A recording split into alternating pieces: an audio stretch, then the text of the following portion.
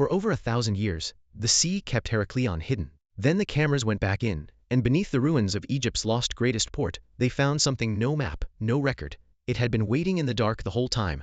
Archaeologists spent 20 years mapping it. Then a team went back in, and what the researchers saw had no name in any existing report. It had been down there the whole time, waiting. In 2000, a French team surveying Abu Qir Bay off the Egyptian coast was working at a depth of about 30 feet when the instruments returned something that made no sense. Not a single shipwreck, not a small debris field. A field of stone blocks and fallen statues stretching across several square kilometers of seabed covered in sediment, with no name on any existing map. It had not been on any map for over 1,000 years because the city those objects belonged to had been considered so completely lost that most historians had come to treat it as a legend rather than a place. Think about what it means for a city to disappear so completely that the world forgets it existed.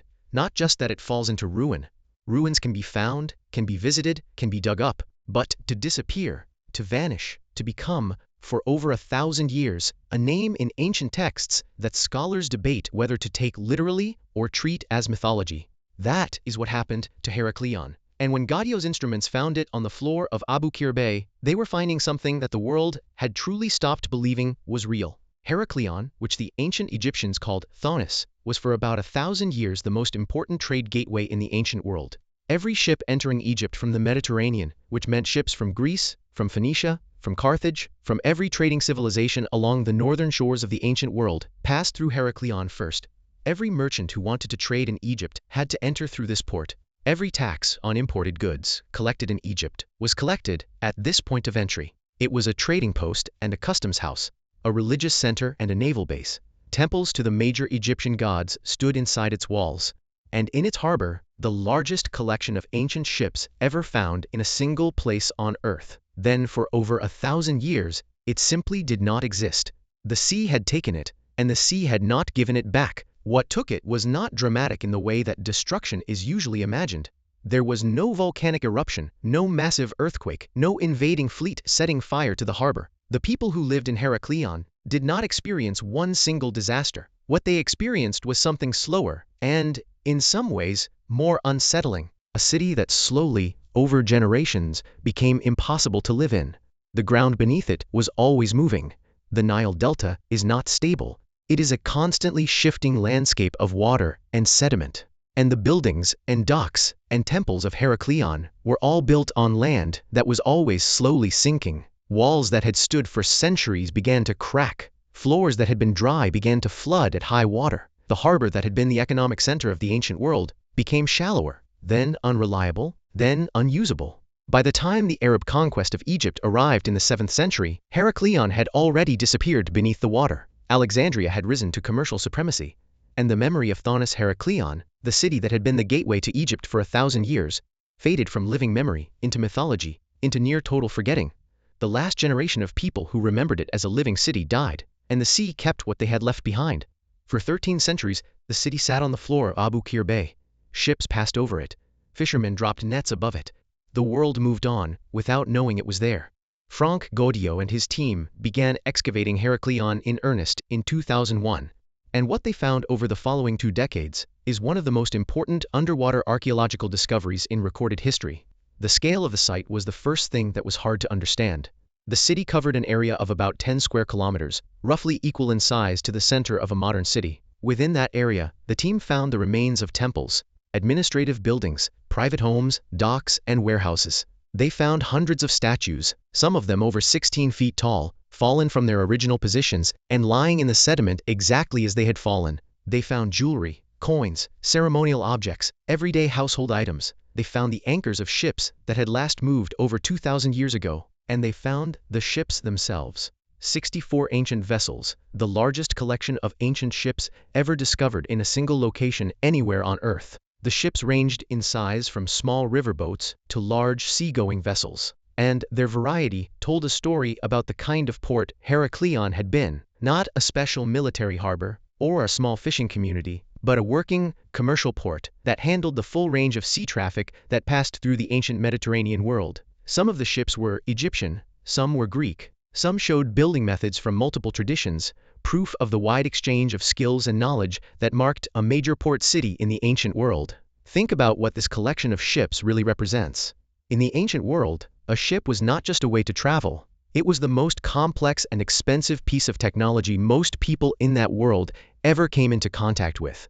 One large trading ship represented years of skilled labor, large amounts of rare materials, and the built-up knowledge of craftsmen from many different trades. To find one ancient ship preserved is extraordinary. To find 64 in a single place, in a range of sizes and origins that shows the full diversity of ancient sea trade, is something that has never happened anywhere else in the history of underwater archaeology. Heracleion did not just preserve a city, it preserved a snapshot of the ancient world's trade system at a single moment in time. Before we get to what the cameras found when they went back in, there is something about Heracleion's place in the ancient world that belongs in this story because it connects this city directly to the history of the African continent in a way that most accounts of the discovery never address. Heracleion sat at the mouth of the Nile, at the point where the river met the Mediterranean. The Nile in the ancient world was not just an Egyptian river, it was the backbone of the African continent's most connected civilization. Trade goods that moved up and down the Nile came from and went to places far south of Egypt, to Nubia, to Kush, to the civilizations of sub-Saharan Africa that kept steady commercial and cultural relationships with the Nile Valley throughout the period of Heracleion's existence. When a ship arrived at Heracleion from the south, carrying the goods of Africa's interior, gold, ivory, incense, ebony, it was arriving from a trade network that stretched thousands of miles into the continent. And when a ship left Heracleion, heading north into the Mediterranean, it was carrying African goods into a world that depended on them.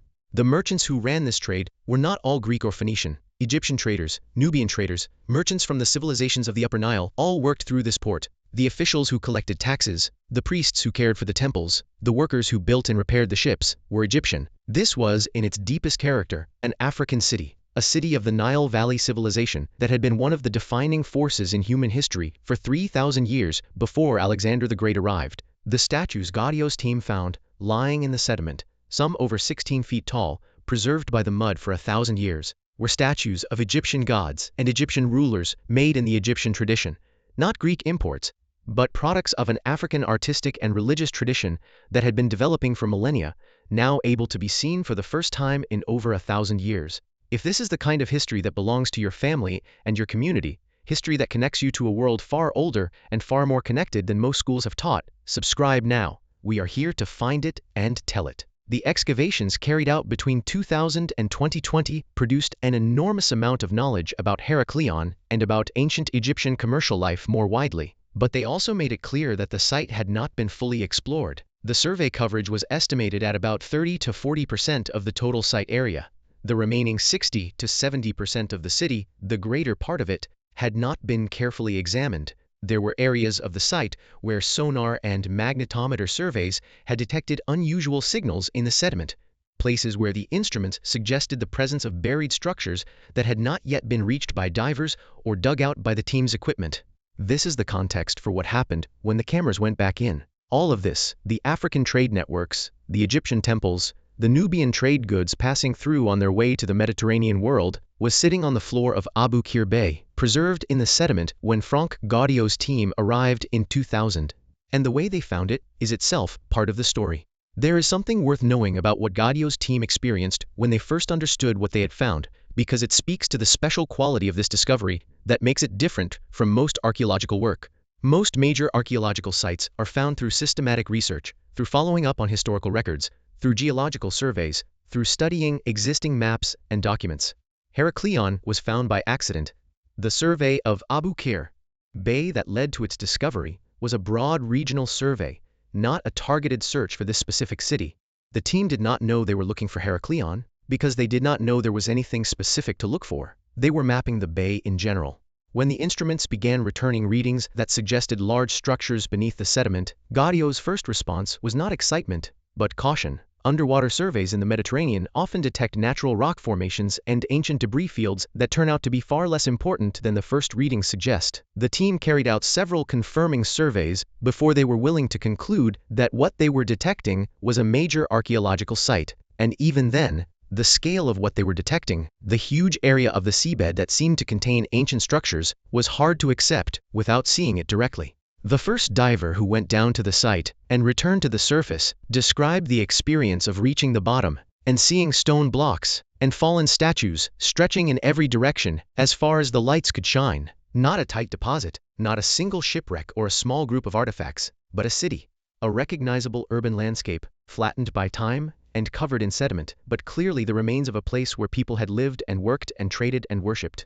The report that came back was that the site appeared to be enormous. That word enormous turned out to be an understatement. The team that returned to Heracleion in 2024 was working with tools that changed what was possible to see. The underwater imaging systems they brought could produce three-dimensional models of buried structures that the earlier surveys could only hint at with blurry sonar. Think of the difference between knowing there is something under a cloth and being able to see its exact shape without lifting the cloth. The new technology was closer to the second, and the team had 20 years of excavated context to work with. 20 years of understanding what the known areas of the site looked like, which gave them a much sharper sense of what the anomalies in the unexcavated areas might be. What they found in one of those anomaly zones was a structure that had not appeared in any of the existing documentation of the site, a chamber. The word the researchers used in their first messages, though they were careful to note that the full extent and nature of the find was not yet clear, was that it appeared to predate the main construction period of the city, as it was known from the excavated areas. The materials visible in the initial survey before any systematic excavation had begun included objects whose style and construction suggested a period earlier than the Ptolemaic era that most of the excavated city reflected. If that first assessment is confirmed by systematic excavation and analysis, it would mean that Heracleion had been occupied and built on for longer than the existing evidence suggested, that the city's history stretched further back in time than 2 decades of excavation had shown. Here is why that matters specifically for the history that connects to this audience. The period before Ptolemaic Egypt, the period of pharaonic Egypt itself, of the great dynasties that built the temples and the monuments and the sacred sites that the world connects with ancient Egyptian civilization at its height. That period is also the period that Egyptologists have been debating and, in some cases, deliberately hiding the question of who those people were, what they looked like, where they came from. The connection between the African continent south of the Sahara and the civilization of the Nile Valley during those early centuries is one of the most debated and most politically charged questions in the study of ancient history. Mainstream Western Egyptology has spent a great deal of energy resisting the implications of the genetic, linguistic, and cultural evidence that points toward deep connections between ancient Egypt and the rest of Africa. A structure in Heracleion that predates the Ptolemaic era, the era when Greek influence was already changing Egyptian society, would be a structure from the Egypt that came before that transformation, from the Egypt that was more fully itself, before the Mediterranean world reshaped it. The researchers who first saw the footage from that first survey described their reaction in words that were unusual for professionals trained to be careful about what they say before systematic excavation confirms early findings. They used the word unexpected. One of them, in a message shared within the team before any public announcement was made, said, "Nothing in the existing framework accounts for this. That is not the language scientists use when they find something that fits what they expected to find." The excavation of a newly discovered chamber is ongoing. The analysis of what has been recovered from the initial survey is ongoing. The full meaning of what the cameras found when they went back into Heracleion is not yet established. And anyone who tells you it is established is telling you something the evidence does not yet support. What is established is that a city the world forgot for over 1,000 years has not finished telling its story. That the part of it that has been excavated over 2 decades represents less than half of what is there. That the part that has not been excavated contains structures whose age and nature are not yet understood, and that what those structures might tell us about who built this city and how far back that building goes is a question that connects directly to the larger question of where African civilization begins and how far back it reaches. The sea has been keeping Heracleion for over 1,000 years. It is not finished giving it back. And what comes back next from the chamber that had no name in any existing report is the part of this story that is still being written. 64 ships, 10 square kilometers, 30 feet of water, and somewhere inside the structure that the cameras found when they went back in, an answer to a question about the city's age that nobody had known to ask until the camera saw something that nothing in the existing framework could explain. It had been down there the whole time, waiting.